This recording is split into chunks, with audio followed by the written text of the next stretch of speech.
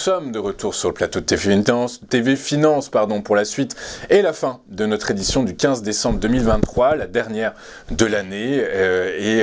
Pour être le plus complet et finir en toute beauté, je suis avec l'extraordinaire Mathieu Driol qui, comme tous les 15 jours, va nous délivrer des analyses techniques de toute beauté sur l'évolution des matières premières agricoles. Là, on est bien sur 2 matières premières agricoles. Non, justement, rien à voir.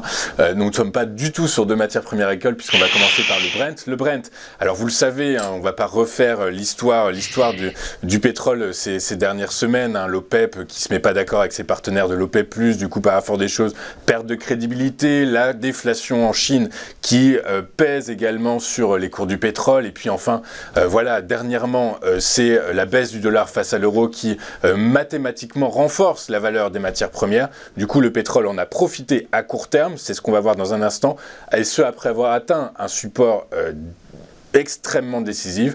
Du coup, par la force des choses, est-ce qu'on a suffisamment de carburant dans le moteur pour que le rebond, qui n'est qu'un rebond technique pour l'instant, soit un rebond de plus long terme, selon vous, Mathieu? Alors, pour l'instant, en termes de rebond, c'est quand même très limité.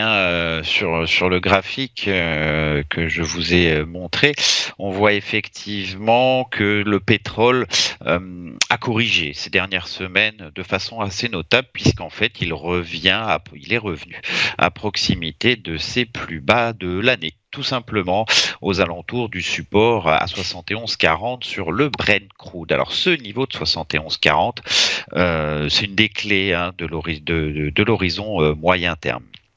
Il a été testé à de très nombreuses reprises au cours de l'année. C'est aussi la moyenne mobile à 200 semaines ascendante. C'est donc une zone de support relativement importante, voire même très importante, puisque on constate que les cours du Brent évoluent à moyen terme au sein d'un intervalle compris entre cette borne basse à 71,40 et puis une borne haute à proximité des $100.